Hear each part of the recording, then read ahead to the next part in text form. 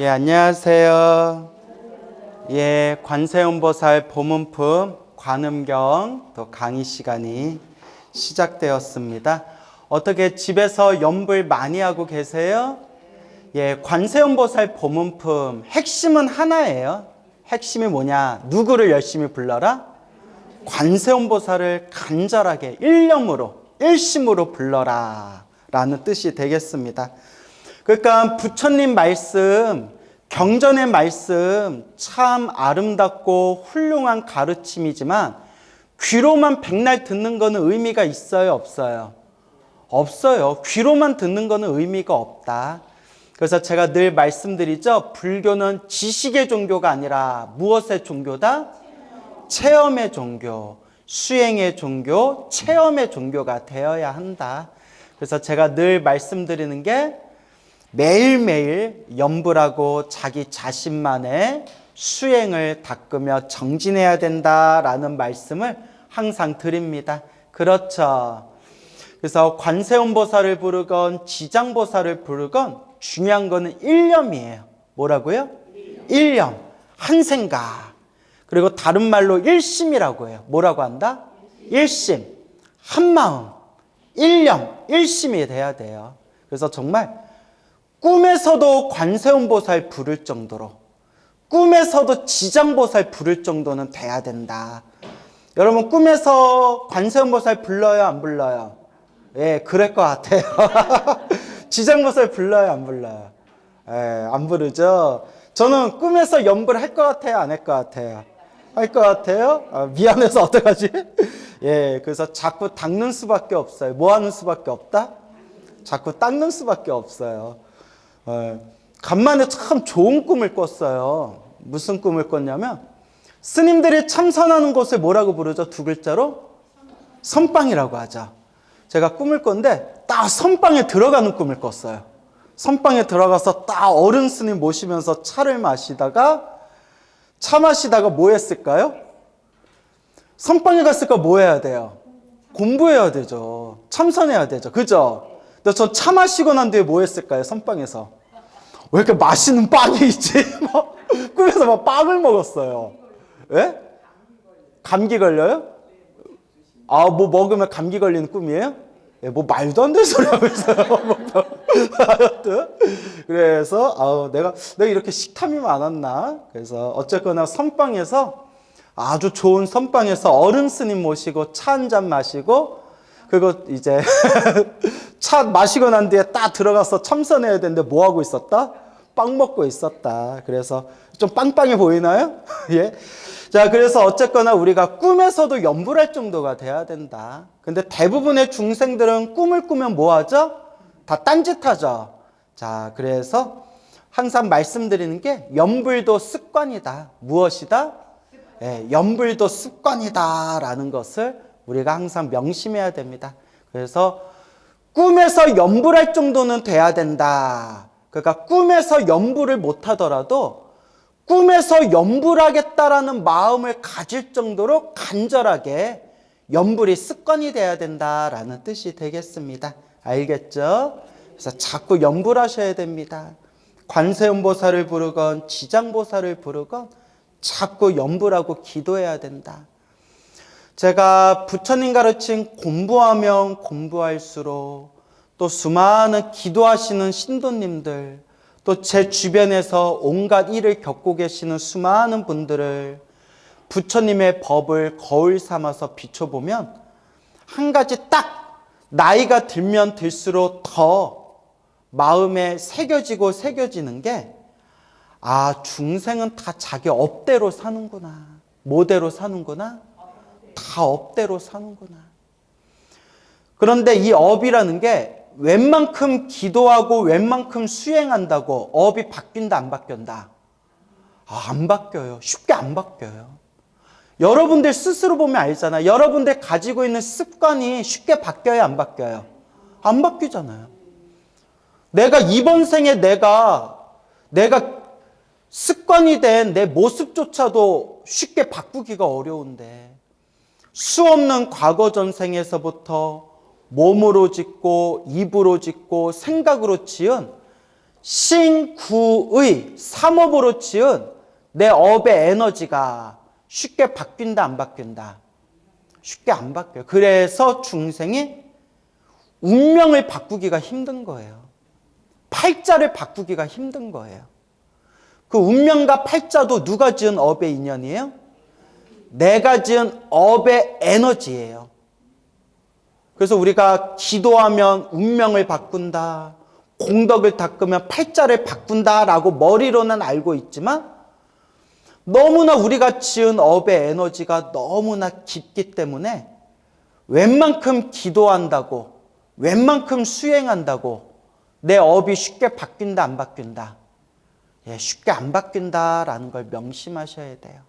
그러니까 자꾸 닦는 수밖에 없어요. 뭐 하는 수밖에 없다? 자꾸 닦는 수밖에 없다. 그래서 늘 여러분들에게 귀가 아프도록 드리는 말씀이지만 이번 생 절에도 안 다니고 기도도 안 하고 부처님 오신 날에 연등 한 번 안 달았던 사람도 하는 일마다 이 일이 술술 풀리는 사람이 있고, 그렇죠? 평생을 절을 열심히 다녔어도 살아가는 게 힘들고 괴롭고 답답한 사람들이 있다. 늘 말씀드리죠. 그것도 누가 지은 업의 인연이다? 내가 지은 업의 인연이다.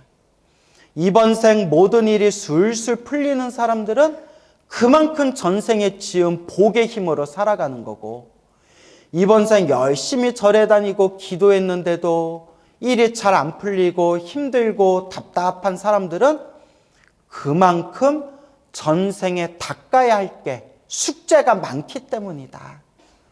그래서 웬만큼 우리가 관세음보살 부르고 웬만큼 지장보살 불러도 내 업이 쉽게 바뀐다, 안 바뀐다? 안 바뀐다. 그래서 항상 인과법을 무섭게 여겨야 돼요. 무슨 법? 인과법이 정말 무서운 것 같아요. 이 업의 인연이 정말 지독하게 무서운 것 같아요. 이 업의 인연이 두꺼울 때는 끊을래야 끊어지지가 않아요. 이 업의 인연이라는 게 정말 두꺼울 때에는 내가 아무리 놓아버리려고 해도 놓아지지가 않아요. 근데 이게 다 내 마음이 만든 업의 장난인데, 내 마음이 만든 업의 장난에 우리가 다 속고 있는 거예요. 그러면 어떻게 해야 되느냐? 모든 게 다 인연법이다. 인연 따라 일어나고 인연 따라 사라진다. 그 인연도 누가 짓는 거다? 내가 지금 이 순간 내가 만들고 있는 거다. 이 인연법을 명심하면서 간절하게 염불하고 기도하고 업장을 소멸하고 공덕을 닦는 수밖에 없어요. 중생은 다 자기 업대로 살아가요. 그러니까 잘 나가는 사람 보고 크게 부러워할 것도 없더라. 그 사람도 누구 복으로 사는 거예요? 자기가 지은 복대로 사는 거예요. 내 팔자가 힘들고 괴롭고 답답해도 남 탓하고 원망할 게 없더라. 이것도 다 누가 박복해서 그래요? 내가 지은 복이 박복해서 그래요. 그래도 우리가 전생에 한 가닥 착한 뿌리가 있어서 이번 생 무슨 법을 만났어요? 불법, 부처님 법을 만났잖아요. 그렇죠? 그러니까 지금 닦아야 돼요. 언제 닦아야 돼요? 지금 닦아야 돼요. 지금 좋은 일이 생기느냐, 나쁜 일이 생기느냐, 지금 눈앞에 일어나는 이 인연에 일희일비하지 마시고 내가 지은 업의 인연대로 살아간다. 내가 기도하면 기도할수록 과거 전생에 지은 업장이 소멸하고, 내가 염불하고 기도하고 복을 지을수록 미래 세상에 받게 될 내 착한 복의 힘이 점점 늘어나고 있구나라는 마음을 갖고 지금 닦는 수밖에 없습니다. 알겠죠? 이 자리에 오신 분들은 잘 닦아요, 못 닦아요? 자기 입으로 잘 닦아요? 예. 그래도 이 자리에 이렇게 공부하러 오신 분들은 뭐가 있는 분들이라고 했어요? 성근, 착할 선, 뿌리근, 성근 있는 분이다. 명심하시기 바랍니다. 알겠죠? 그래서 닦는 수밖에 없다. 자, 44페이지. 저번에 또 읽었던 내용이지만 한번 또 읽어볼게요. 복습 삼아서. 만일 또 삼천 대천 국토에 도둑이 가득 찬 속을 한 상인의 우두머리가, 그러니까 그 상인들의 우두머리가 되는, 상주라고 하죠. 상주. 상인들의 으뜸이 되는 상인의 우두머리가 여러 상인들을 이끌고 귀중한 보물을 가진 채 험한 길을 지나갈 때 그 중에 한 사람이 말하기를 여러 선남자들이여 무서워 말고 두려워 말라. 그대들은 진심으로 관세음보살의 이름을 부를지니라. 이 보살이 능히 중생들의 두려움을 없애주리니 그대들이 이 이름을 부르면 이 도둑들을 무사히 벗어나리라 하고, 이에 여러 상인들이 이 말을 듣고 모두 소리를 내어 나무 관세음보살 하면 곧 그 난을 벗어나리라 라는 내용이 되겠습니다. 그렇죠? 위급한 일이 있을 때 누구를 간절하게 불러라? 관세음보살님을 간절하게 불러라. 관세음보살을 부르든, 그러면 스님 저 여태껏 지장보살 불렀는데 이제 관세음보살 관음경 배웠으니까 이제 뭘로 바꾸면 되겠습니다?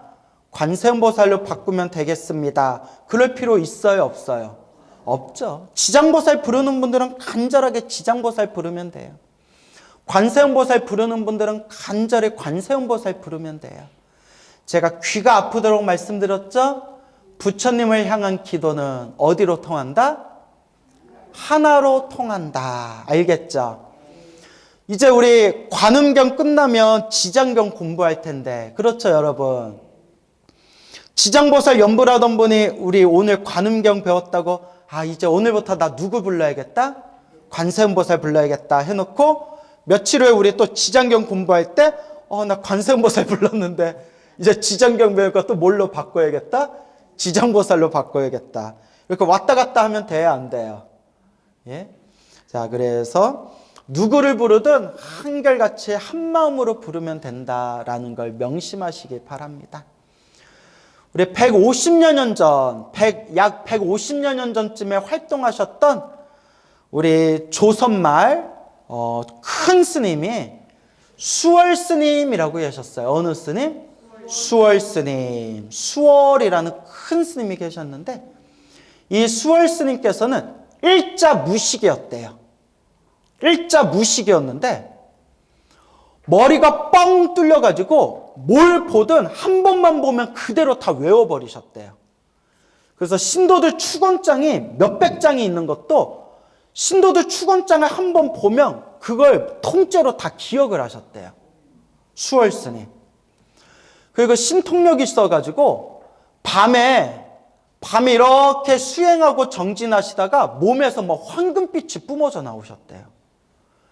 그렇게 자비심이 깊으셔가지고 일제 강점기 시절에 저 만주 땅으로 도망가고 피난간 그런 피난민들한테 큰 가마솥에다가 죽을 끓여가지고 지나가는 그 피난민이나 거지들에게 죽을 퍼주고, 항상 시간이 날 때마다 집신을 만들어서 나무에다가 주렁주렁 집신을 매달아 놨대요.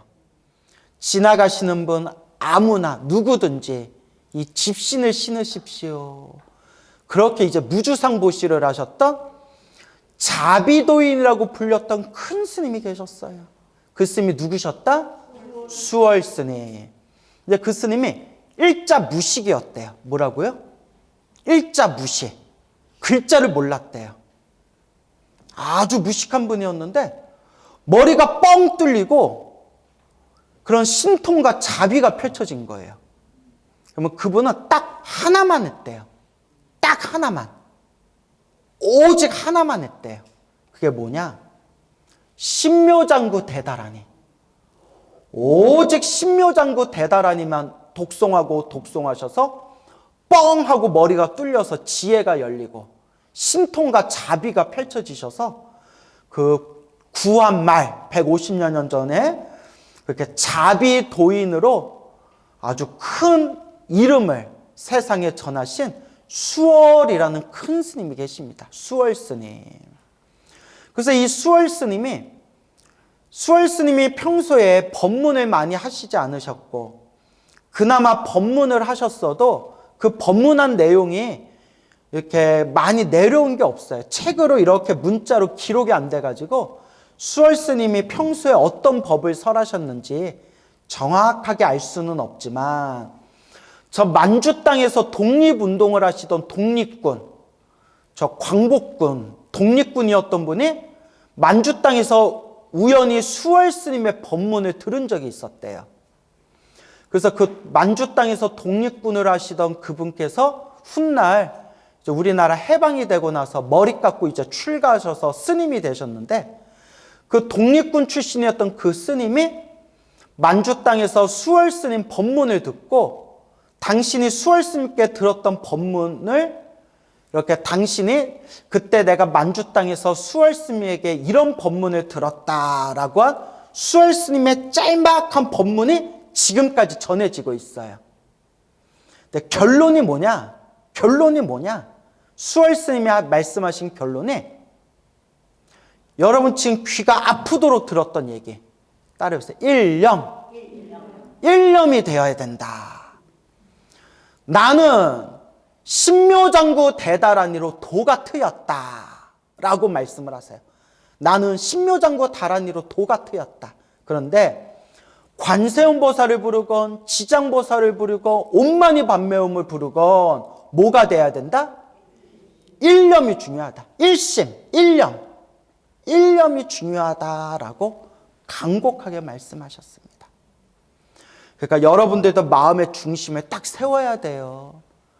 우리 불자님들 보면 절에 와준 것도 고맙기는 하지만 아직 지혜가 약한, 그리고 믿음이 약한 불자님들이 참 많아요. 근데 그러려니 해야죠. 그것도 다 자기 인연법이니까. 근데 그렇게 스님들 법문을 100번, 1000번을 들었는데도 아직도 마음의 중심을 못 잡고 무슨 기도를 해야 더 좋을까? 무슨 기도를 해야 효과가 더 크게 받을까? 어떤 기도를 해야 짱일까? 이렇게 아직도 갈팡질팡하는 분들이 은근히 많아요. 그렇죠, 여러분? 관세음보살을 부르건 지장보살을 부르건 신묘장구 다라니를 부르건 온만이 반매음을 부르건 금강경을 부르건 지장보살을 부르건 뭐가 돼야 된다? 일념, 일심이 되어야 한다라는 것을 꼭 명심하시고, 그 수월 스님께서 법문하신 내용을 만주 땅에서 들었던 그 독립군 출신 그 스님께서도 수월 스님의 법문을 듣고 우리들한테 전해주신 말씀이 바로 핵심은 일심이 돼야 된다라는 것을 우리가 기억해야 됩니다. 알겠죠? 그래서 낮에 기도가 정말 잘 되면, 일심이 되면 꿈에서도 기도하는 꿈을 꿔요. 그래서 저의 속가 아버지 스님, 도광 스님, 저 아버지가 스님인가 다들 아시죠? 정말 파란만장한 삶을 사셨어요. 그래서 우리 아버지가 제일 싫어하는 색깔이 무슨 색? 파란색. 하도 파란만장해서 파란색을 싫어하세요. 농담이에요. 또 웃자고 한 얘기예요. 자, 그런데 정말 파란만장한 삶을 사셨는데, 당뇨, 고혈압, 고지혈, 심장을 스텐스를 5번을 하셨고요. 그리고 심장 투석 직전까지 가서 콩팥이 다 무너져서 투석 직전까지 가셨어요. 15년 전에 거의 다 죽게 생겼을 때 신도들이 도광스님 이러다 죽는다, 도광스님 이러다 돌아가신다 싶어서 용하다는 유명한 저 한의사를 찾아갔는데 침을 기가 막히게 잘랐대요. 그 도광스님이 그분 만나고 나서 한번 죽을 고비 한번 넘기셨대요. 정말 침을 잘 놓으셨대요. 근데 그 한의사, 할아버지 한의사가 돌아가셨어요. 몇 년 전에 돌아가셨는데, 그 도광스님이 그 한의사를 딱 만났을 때 그 할아버지 한의사 선생이 도광스님 맥을 짚어보고 이렇게 몸뚱아리를 보더니, 와, 어찌 살아있는 시체가 지금 걸어왔다고. 다 죽은 손장이라고. 우리 스님 보고. 어떻게 이 몸뚱아리로 지금 살았냐고. 라고 할 정도로. 그러니까 이게 깡이고 뚝심이에요, 진짜. 정신력으로 버티셨대요. 그런데 지금 약을 드시고 계시지만 당뇨, 고혈압, 고지혈 다 정상이세요. 다 정상으로 관리하고 있고, 물론 약을 드셔서 약까지는 아직 끊으면 안 되고 약으로 조절하지만 다 정상이고, 의사 선생님이 관리 너무 잘하신다고. 신장 투석, 콩팥 투석 직전까지 갔는데 지금 콩팥이 거의 정상으로 살아났어요. 그래서 의사가 이제 한시름 놔도 된다고. 거의 정상 수준으로 돌아왔다고. 심장도 서울 삼성병원 꾸준히 다니셔서 관리하시는데 또 의사 선생님이 지금 관리 잘하고 있대요. 근데 이제 우리 스님 말씀이 뭐냐고 하면, 당신이 젊어서 출가했을 때부터 단명살이라는 말을 많이 들었대요. 심심풀이로 사주팔자 같은 거 보면 단명살이라고. 그리고 저승사자 꿈도 몇 번 꾸고 저승사자도 몇 번 봤대요. 예? 저승사자도 한두 번인가 보셨대요. 예? 그렇게 죽을 듯 고비를 넘기고 죽을 듯 고비를 넘기시는데, 그렇게 죽을 듯 고비를 넘기셨는데도 당신께서 이 정도라도 건강을 유지하시는 게 누구 값이다? 부처님 값이다. 그래서 하시는 말씀이, 당신이 당신을 스스로 살펴보면 당신이 단명할 사람인데, 명이 짧은 사람인데 그나마 기도해가지고 이렇게 몸이 아픈 걸로 크게 받을 걸 어떻게 받는다? 작게 받는다라는 말씀을 하세요. 그러면서 스님이 하신 말씀이 뭐냐면, 한창 신묘장구 대다라니 열심히 기도할 때, 한창 신묘장구 대다라니 기도할 때 진짜 어디서도 기도하고 있더라? 꿈에서도 기도하고 있더라. 기도하고 나서 피곤해서 딱 누워서 잠들었는데 꿈에서도 가사장사 믿고 부처님 바라보면서 꿈에서도 나무라 따나다라야야 이렇게 기도하시고 했대요. 꿈에서도. 그러니까 낮에 기도를 열심히 하면 꿈에서도 기도하는 꿈을 꿔요. 그리고 하시는 말씀이 희한하게, 꿈에서 기도를 간절하게 하는 꿈을 꾸면, 꿈에서도 기도하는 꿈을 꾸면 꼭 그렇게 일이 술술 풀리거나 그렇게 좋은 일들이 생기더래요. 그러니까 그게 몽중갑이죠. 그게 몽중갑이죠. 그래서 우리 스님이 이렇게 왼팔인가를 보면 동그란 화상 자국이 9개인가가 찍혀 있어요. 12개. 예전에 저 한참 어렸을 때, 제가 출가하기도 전에 당신이 너무나 업장이 두껍다고, 당신 업장 소멸한다고 매일매일 기도하면서 100일 동안 매일매일 기도 마치고 나면 향으로 팔뚝을 지졌대요. 100일 동안 하루도 빠뜨리지 않고. 근데 이거 따라하면 돼요, 안 돼요? 절대 안 돼요. 절대 따라하면 안 돼요. 근데 우리 아버지 스님이 이게 땅따구가 세셔가지고, 근데 저한테도 하지 말라 하시더라고요. 당신은 너무 업장이 두꺼워서 그렇게 한 거라고. 절대 따라하시면 안 됩니다. 잘못해 염증이 생기면 큰일 나요. 정말 우리 아버지 스님도 그냥 무대뽀를 하신 거예요. 그렇게 100일 동안 팔뚝에다가 향을 지져가지고 고름이 철철 흘러넘치고, 그렇게 기도하는데 그렇게 기도가 끝날 때쯤에 그렇게 이제 신비한 꿈을 많이 꾸셨대요. 꿈에서 업장이 소멸하는 꿈. 그렇게 기도하셨는데도 살아오신 삶이 굉장히 힘들고 괴롭고 답답한 일들이 많으셨어요. 근데 당신은 기도의 힘을 맛봤기 때문에 그렇게 열심히 기도하셨는데도 나쁜 일, 힘든 일, 괴로운 일이 생기셔도 흔들림 없이 항상 뭐라고 하셨냐면 내가 이만큼 기도했으니까 이만큼이라도 내가 사는 거다. 그나마 내가 이렇게라도 기도했으니까 이나마 내가 살고 있는 거다. 그런 말씀을 하세요. 그래서 제가 늘 불자님들 말씀드리죠. 기도를 많이 해도 나쁜 일이 생긴다, 안 생긴다? 생긴다. 여러분, 기도 많이 해도 나쁜 일이 생기더라고요. 좋은 일도 생기지만 나쁜 일도 생기더라고요. 기도한다고 모든 일이 술술 풀리는 게 아니더라고요. 근데 여러분들이 귀가 아프도록 드린 말씀이 크게 받을 걸 어떻게 받고 있는 거다? 작게 받고 있는 것이구나. 이걸 명심하셔야 됩니다. 알겠죠? 그래서 꿈에서도 기도할 정도가 돼야 된다. 그래서 수월 스님께서 만주 땅에서 그렇게 자비보살이라는 이름으로 널리 중생제도하고 계실 때, 그때 우리 한국 땅, 우리 남한 땅에 그 당시 일제 강점기, 일제 식민지 시절에 금오라는 큰 스님이 계셨어요. 금오 스님. 금오 스님이라고 저 법주사에 계시던 큰 스님이 계셨어요. 금오 스님. 이 금오 스님이 정말 씨름장수처럼 생겼대요. 씨름장수.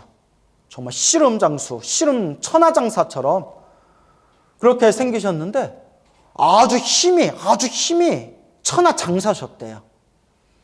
그래서 절에 와서 행패 부리는 사람도 있으면 손가락으로 팔을 꺾어버릴 정도로 약간 스님들이 뻥도 좀 쳤겠죠. 양념도 좀 뿌렸겠죠. 어떻게 손가락으로 팔을 꺾어요. 그 정도로 아주 힘이 장사셨대요. 근데 그 금오 스님께서 항상 젊었을 때 한창 공부하고 계실 때 저 만주 땅에 수월이라는 큰 도인 스님이 계시다라는 소문을 듣고는 이제 그 남한 땅에서 북을 건너가지고 그때는 뭐 이제 북한 남한 나눠지기 전이잖아요. 그렇게 이제 뭐 지금 이제 북한 쪽으로 이제 해가지고 일제 식민지 시절에 만주 땅에 들어가는데 그때 만주 땅 뭐 들어갈 때 뭐 연해주로 해서 뭐 들어갔는데 그때 만주, 조선, 러시아 그 접경 지역이었나 봐요. 접경 지역. 거기서 만주 땅 들어가려고 하는데 그 러시아 접경 지역에서 그 러시아 군사들한테 마적대, 도적대에 도둑 우두머리로 모함을 받아가지고 감옥에 끌려간 거예요. 그래서 금오 스님이 나를 왜 붙드냐? 저기서 이제 살인사건이 났는데 그 살인사건의 주동자, 주모자인 저 도적대, 저 마적대, 도둑놈 두목하고 너하고 똑같이 생겼다. 나 아니다. 나 한국에서 나 조선 땅에서 나 머리 깎은 스님이다. 아니다. 증인인데 니하고 얼굴이 똑같다고 하더라. 야, 얼굴 이렇게 생긴 것도, 한이 맺혔는데 도둑놈으로 몰아가느냐. 뭐 하여튼 기다려봐라. 그래서 이제 금오 스님이 내가 가만히 이렇게 시간 기다리고 있으면 억울함이, 모함이 풀리겠지 하는데 몇 날 며칠이 걸렸는데도 풀어주질 않더래요. 그때 어떤 또 끌려온 감옥에 같이 갇혀있던 어떤, 끌려온 사람이 조선 사람인가 하는 사람이 만주 땅에 있던 조선족 사람이 당신은 풀려나기 힘들 거요 이러더래요. 그 모습에 깜짝 놀라서 아니 내가 죄가 없는데 왜 내가 풀려나기 힘들다는 것이요.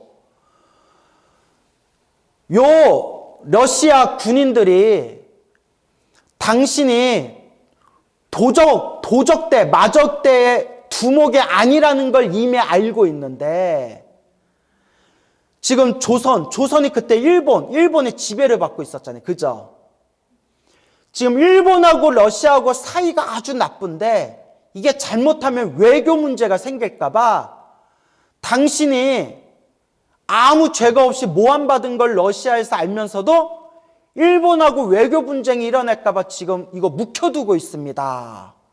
이대로 소리 소문 없이 당신은 이제 여기서 갇혀가지고 꼼짝없이 여기서 죽게 생겼어.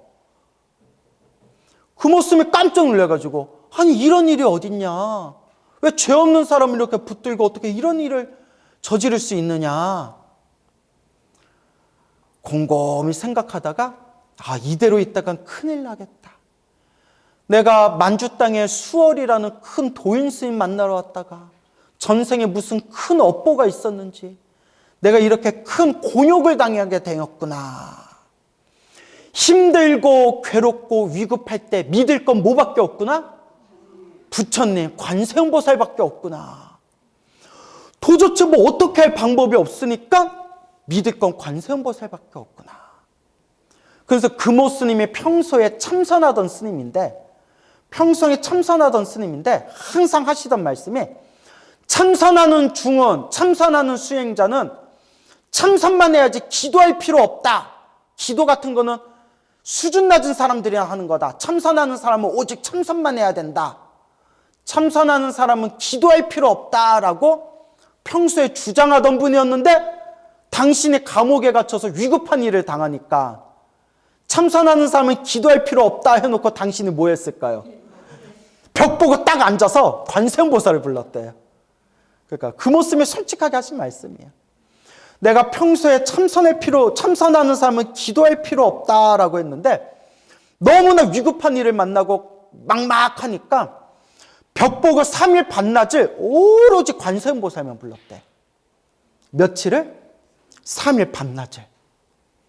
오로지 그냥 자나깨나 오로지 관세음보살, 관세음보살, 관세음보살, 관세음보살, 관세음보살, 관세음보살, 오직 관세음보살을 부르는데, 갑자기 그 지하 감옥이었대. 지하 감옥에 바깥 쇠창슬 너머로 바깥에 길이 있었는데, 누가 이렇게 지나가다가 그 창문 창살 밖에서 거기 누구 있나 이러더래요. 누구지 하는데, 갑자기 창문의 쇠창살을 막 이렇게 흔들더니 쇠창살을 뽑아버리더래요. 웬 지나가는 사람이 쇠창살을 뽑아버리더래요. 그러더니 휙 하고 그냥 가더래요. 이게 무슨 조화예요? 지나가는 사람이 감옥의 창문의 쇠창살을 뽑아놓고 지나가더래요. 야, 얘라 모르겠다, 관세음보살이 도와줬나 보다 하고 그 뽑아놓은 그 창문의 쇠창살 그 틈으로 그 모습이 몰래 이제 비집고 빠져나가서 도망을 쳤대요. 도망을 쳤는데 이제 몇 시간 후에 감옥에서 탈옥수가 생겼다고 난리가 났을 거 아니에요? 금오 스님은 그냥 맨몸으로 뛰쳐나와가지고 막 산과 들을 막 두 다리로 달려가는데, 몇 시간 걸어봤자 달려가봤자 얼마나 가겠어요. 저 러시아 군인들은 막 말 타고 다니는데, 그러다 꼼짝없이 들판에서 러시아 군사들을 만났대. 군인들을 딱 자기를 보더니 뭐 다짜고짜 하는 말이, 아마 옆에 뭐 통역이 있었겠죠. 우리 감옥에서 탈옥수가 생겼는데 혹시 보셨어? 물어보더래요. 자기한테. 꼬락서니를 보면 자기가 탈옥수 꼬락서니인데, 자기를 보더니 탈옥범이 생겼는데, 탈옥범이 지금 탈주를 했는데 탈옥수를 봤습니까? 그 모습이 뭐라고 했겠어요? 예, 바로 접니다. 이렇게 했어요? 못 봤는데요? 이랬대요. 못 봤습니까? 하고 이렇게 휙 가더래요. 그래서 관세음보살 연부를 하면서 결국 무사히 그 러시아 그 적경지대를 벗어나서 무사히 만주 땅으로 들어갔다. 그래서 수월 스님을 결국은 만나 뵙게 되었다라는, 정말 이걸 믿을래야 믿을 수 없는 신비한 이야기가 전해지고 있어요. 그래서 금오 스님께서 이제 평소에 제자들한테 이 이야기를 전해주시면서 내가 직접 겪었던 일이다. 그래서 이런 말씀을 하셨대요.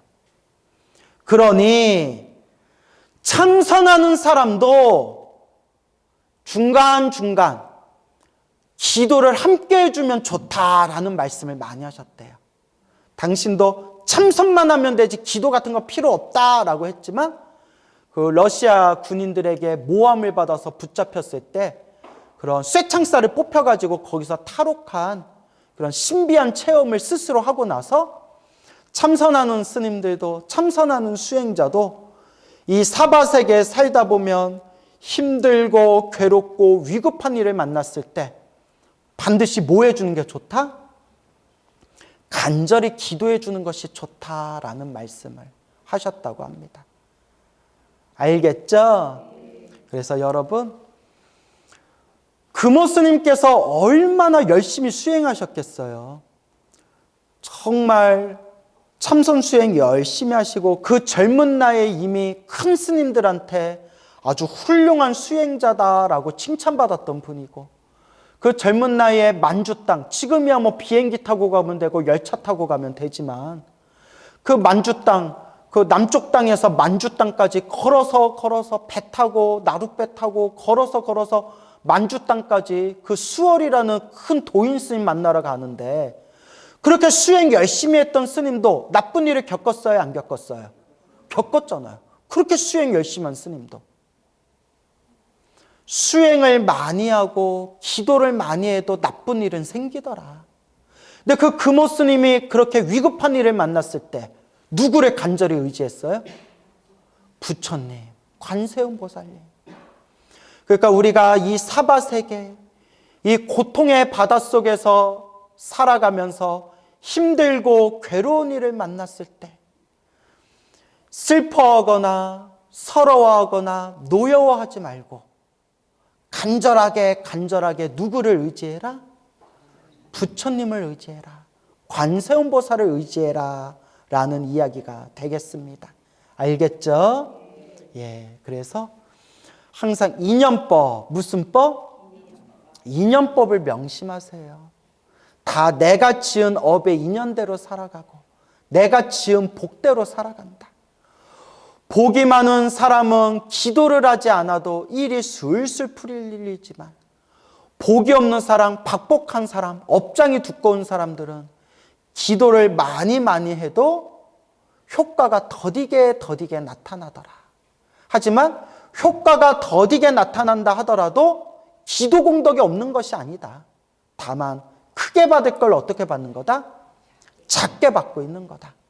그러니 기도하면서 좋은 일이 생기건 나쁜 일이 생긴 건 좋다 나쁘다에 걸리지 말고 그냥 내 마음을 닦는다, 내 업장을 소멸한다, 내 공덕을 닦는다라는 마음으로 간절히 불보살님께 간절히 불보살님을 향하는 마음으로 간절하게 염불하시기 바랍니다. 알겠죠?